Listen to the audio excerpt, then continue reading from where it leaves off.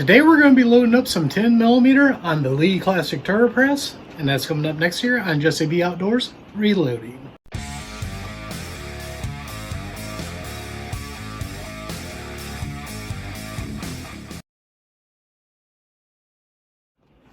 Welcome back everybody, and don't forget to like, share, and subscribe. Hit that notification bell, leave a comment down below if you like videos like this. So for components that we're going to be using in today's video, we got some range brass back here. It's mixed head stamp. We got them pre-primed Winchester large pistol primers. And then what we're going to use is power pistol here. Not going to tell you my recipe because they're a bit spicy. Then for bullets, we are going to use the Lee 401 175 TC truncated cone.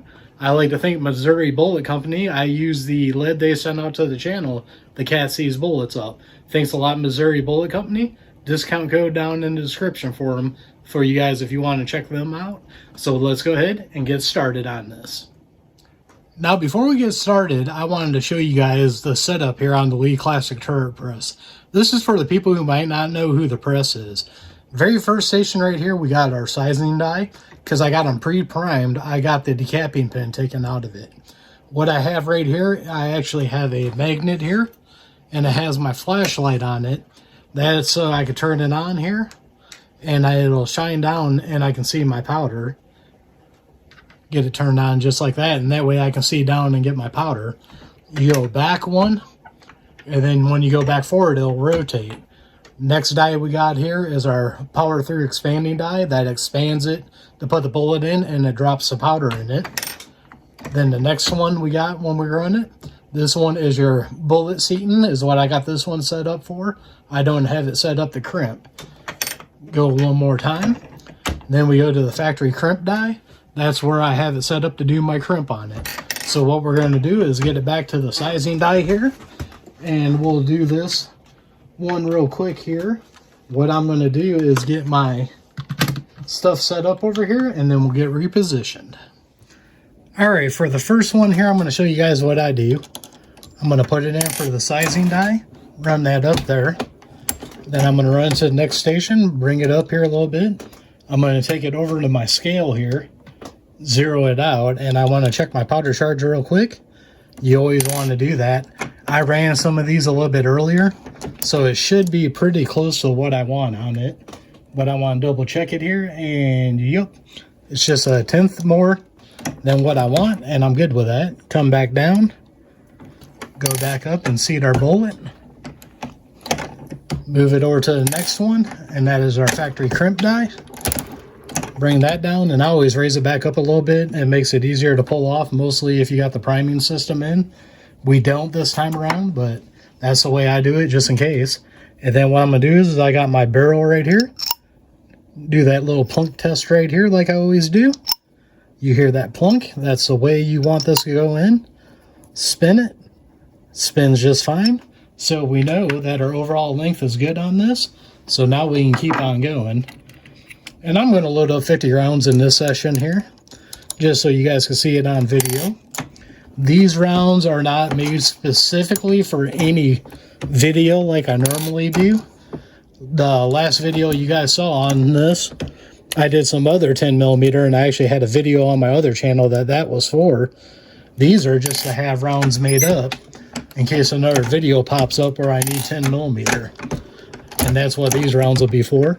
So, no video to go to the other channel to look forward to go with this one. Sorry about that, but on this channel we're mainly doing the reloading. And man, that one was way hard. Look at that too. It's pretty worn out case here if I can get the focus in. Pretty worn out case. It's probably been shot a few times. Now this one, because I got it raised up, I manually did it. No rhyme or reason. You can just do that with these. Move on to the next one, and we'll seat that bullet and crimp it. As I said before, and I say this every time I do a video with this press, I love this press. Only reason why I don't use it all the time is because a lot of times I need to do big batches, and if you're doing big batches, this is not really the press for you. that's where you want a progressive. But if you're learning on this, you can run this as a single stage by taking this rod out, run it as a single stage, or you can leave the rod in and do what we're doing. I call it semi-progressives, what we're doing right now. But basically every 4 pulls of the handle here, you get a bullet. Now, one change I did make to this, you guys probably can't see it in the frame, is I got the roller handle. There you go. I put the roller handle on that. That definitely helps from keeping from getting blisters, is the reason why I did it. Because this was actually the second press I owned. The one I got started reloading on, the Crazy Scotsman sent me. It was one of those little Lee presses. And great for getting started out and everything. But after I did that for a while, I wanted to move up, and turret press is the next best thing to move up to at the time. Didn't have the money for a full progressive. So I picked this up, and I'm glad I did, because I'll never get rid of this press. Just for this reason, my Lee Loadmaster went down, and this is a great backup press. And I think I said it in my other videos too, I love using this press for revolver rounds. I do all my 38 special on it. I do all my 357 Magnum and 45 Colts on it. My Loadmaster, I did have the shell plate to do 38 special and 357. But I think when I upgrade my progressive, I'm pretty sure now I'm saving my money up, and I'm going to get a Dillon 550C. You guys have heard me say that in the other video. Any money I get now from any affiliate accounts, check the links out down below, by the way, for those. That does help out the channel, and will go towards the Dillon. Once I get the money saved up for that, we're going to get that, and then I probably won't be buying any firearms for a while, because I'll be wanting to get that set up. Conversion kits for it ain't cheap, so we'll probably run that route. But as for the Lee Classic Turret Press here, like I said, this thing is great. Usually runs flawless. What I like doing when I run this one, about every 10 rounds, I double check my powder charge. Just like doing it, just to be sure. I'm actually putting my finished rounds in a box over here. So it's an ammo box, so I can put them in there and I can check where I'm at. Then I know if I'm overcharged, I can just go back and take that row of 10 out and tear them apart and redo them if I have to. But we were pretty close on that one, so I am not worried about it. And right there, just while we were chatting, that was 10 rounds already on this. There's people who can get flying on these things. If you check out some of the videos that are still on YouTube, with the way people have got these set up with case kickers and stuff, they can fly through the rounds on this press. It's crazy. But to me, reloading is more about relaxing, enjoying it. And that's what I like doing with this. Just taking my time. To me, if you rush, you're going to make mistakes. And that can cost you. If you ever get a squib load, I've gotten a squib load, but luckily I caught it before I fired another round off. You do not want that. That could be catastrophic. You can do damage to your gun and do damage to you. And you don't want to do that. To me, when it comes to this thing, those guys, man, they got everything shaking. Their head flying because they're going so fast. No sense in it to me. Absolutely no sense. Just kick back, relax, enjoy making your rounds. That's what it's all about for me.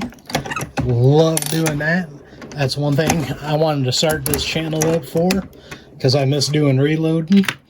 That way, if this channel gets a strike or whatnot, it don't affect my other channel, which is doing good. And I also can combine stuff like I had before with the other 10mm. You know, I load them on this channel. You guys watch it on this channel. Then you guys go to the other channel and watch me fire them. That way both channels get going. They get views on it. But like I said, anything ever happens to this one, then I ain't got to worry about it. But leave a comment down below. What's your guys' favorite press? Do you still have your first press? If you do, what kind of press was it? Do you still use it? Have you moved on? Have you upgraded to a progressive? Have you gone to something like this that's a turret press? Have you gone to the manual turret presses like that Lyman and RCBS do? And I think Redding might do one too, I don't remember. Redding presses, for some reason, I don't pay much attention to. But leave that comment down below and let me know what your main thing is. You know, do you just do it slow and relaxing like it should be? Or are you a competition shooter where you got to pump out a bunch of rounds at once? So you got a progressive. If that's the case, what kind of progressive press do you use? I know people that do competition. They have a lead load master like I have. I know other people have got the Dillons, which Dillon makes all different kinds of them. Some people run the Hornady. Leave a comment down below. What do you guys run? I'd like to know, and maybe that might sway my decision on what one I want to get.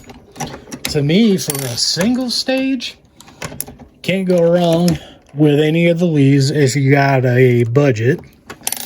And then if you don't have a budget, it seems like the RCBS Rock Chucker is the go-to. Now they came out with the Rebel. I'm pretty sure Walter on the Vievo channel, I think I remember seeing a video on him. He picked up on one of those Rebels when he ordered from, I think it was Midway USA. At the time they were doing the press and you got some brick primers with it. That would have been a perfect time to snag it, because I think when he got that, primers were kind of hard to find.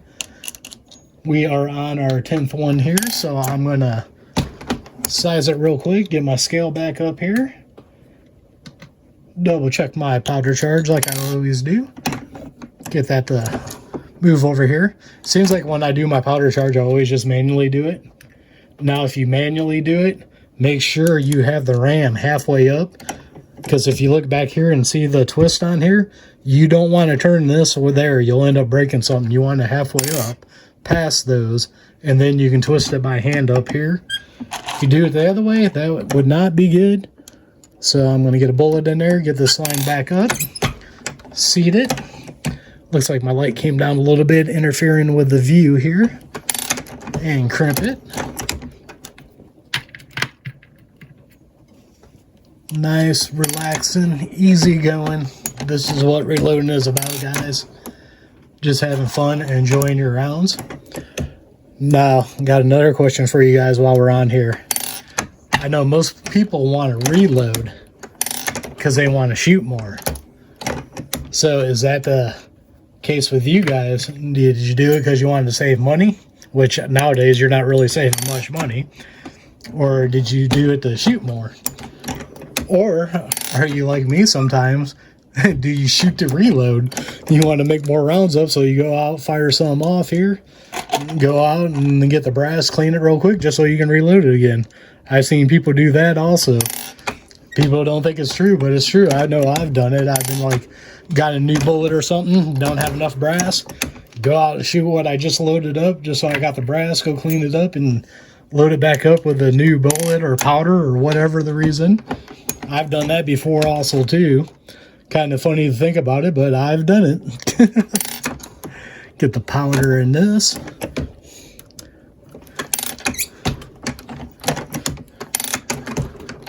Absolutely no issues with this. Nothing but smoothness. Gotta love it. Ooh, this one don't want to go in. Looks a little wavy there on the rim. I think this one, I'm going to put that one off to the side. I got some extra brass here. I'm going to snag that. I got primed up for this 50. We'll just snag one of those. We'll pop that primer out and use another case. Looked like the rim might have been bent on that one. I don't know if that might have came out of a 10mm rifle or what. And every once in a while when I go into the crimp die, I'll get a hard one like that. Even smacked the camera on that one. It was so hard. Don't know why that is. I don't know if that's a little bit of bounce back on the bullet from sizing. Not sure why it does that every once in a while. If you know why that does that, leave a comment down below. As you saw in the beginning of the video, I'm using Lee dies. I clean my dies when I get them. I'm trying to think, because I do 40 and 10 millimeter with these dies. I probably got about 1,000 I would say 1,000 rounds maybe made through it. Maybe 1,200. Might be time to get the dies back out and clean them again. You do have to clean your dies. They'll get gunked up too. Mostly for you people that cast your own bullets and you use that Lee A-locks. Man, that stuff will gunk up a sizing, seating, dies. It gunks them all up. My wife's grandpa, before he passed away, actually that's how I got my 45 Colt dies, and my 38 special ones were from him. And when I got my hands on them, he used Lee liquid A-locks. He casted his own Lee bullets. I've got a couple of his molds, and he casted them and used that stuff, and man, were those dies gunked up. I took brake cleaner to them and had to scrub them real good to get all that junk out of there. Ever since I've casted my own bullets, I've always used powder coating, so I never had to worry about that. If you guys use different stuff besides powder coating, leave that down in the comments. You guys use liquid A-locks? Do you use your own lead bullets with lube? And if you do you make your own lube? I know a lot of people that they use their own homemade lube when they do that. I don't know, I just started off with powder coating. Never thought about it, so I just stick with powder coating. I like that you can pick the colors. Like you can see here, I got the Ford Light Blue. That is basically a guaranteed to work color. I don't think anybody's ever had an issue with it. And then I drop it on the floor. But nobody usually has an issue with Ford Light Blue. It's like a go-to color, and anybody who just gets into casting and wants a powder coat, that's one I recommend. I always sell them Ford Light Blue.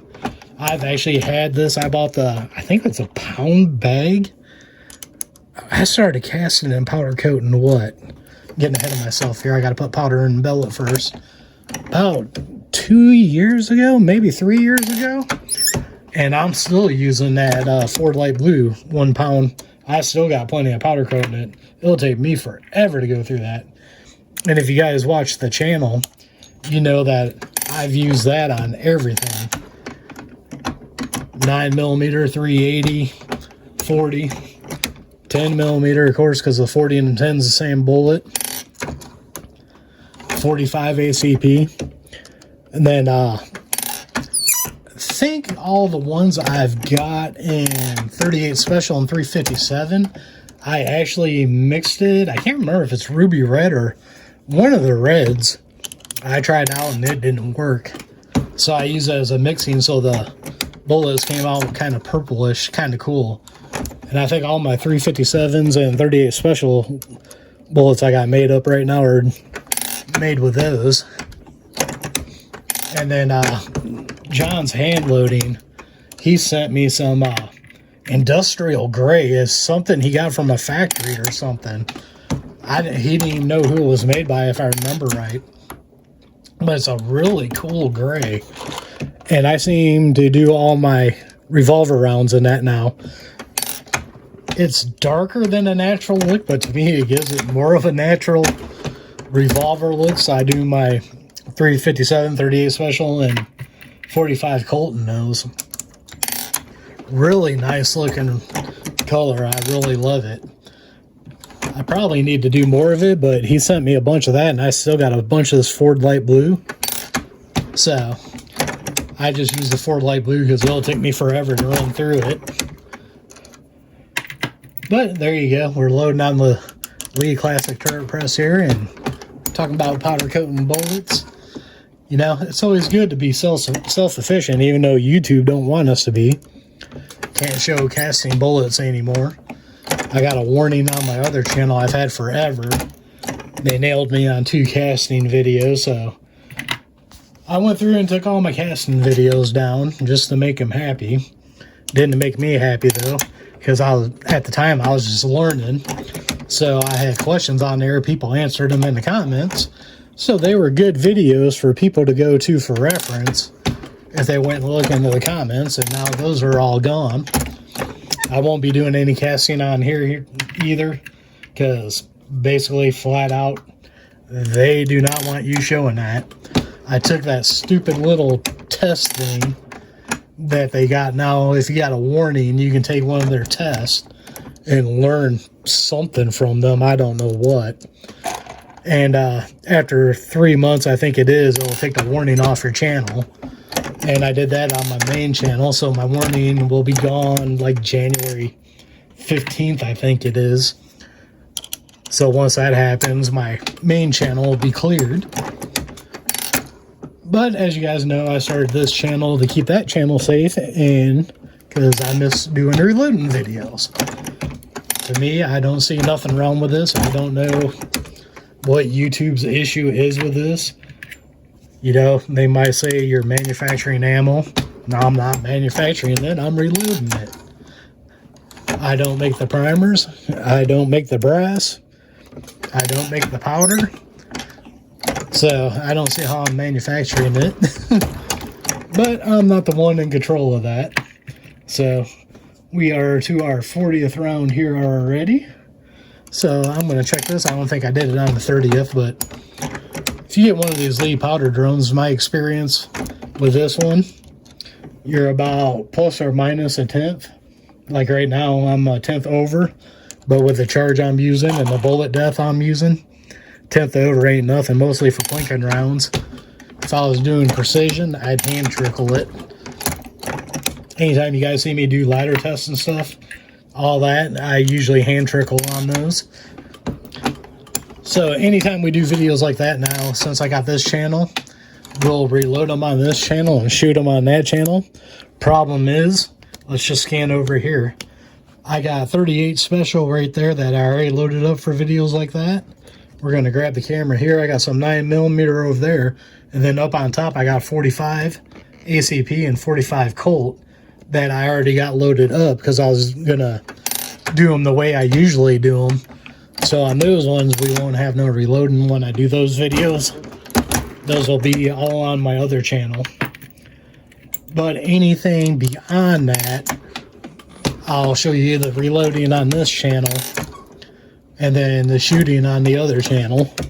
That way you guys can get an idea of what goes into it, what I do. Because like I said, I do that a little bit different because I want exact charges on all of them. And then when I do that, I usually use this press here and I run it like a single stage. I don't do the, what I call semi-progressive like I'm doing now. I take the rod out, do it one by one.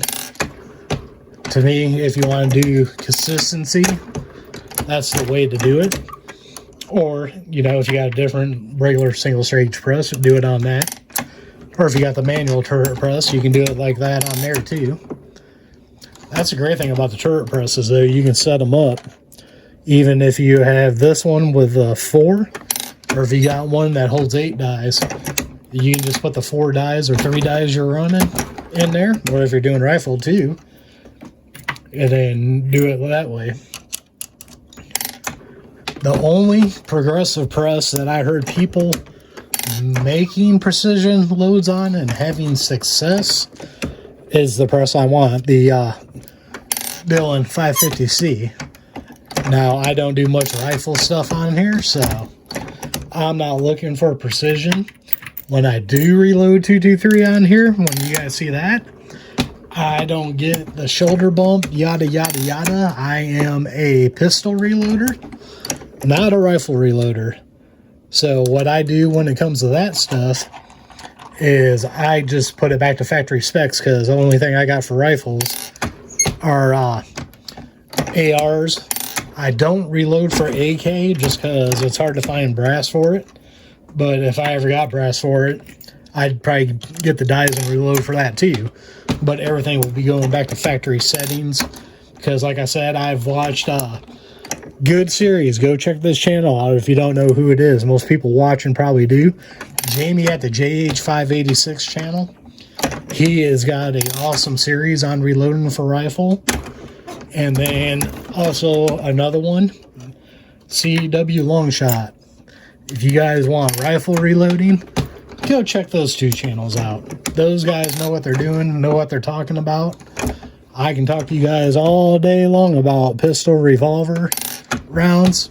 When it comes to rifle, like I said, I don't shoot rifle that much, so I just put everything back to factory spec and go out and shoot it.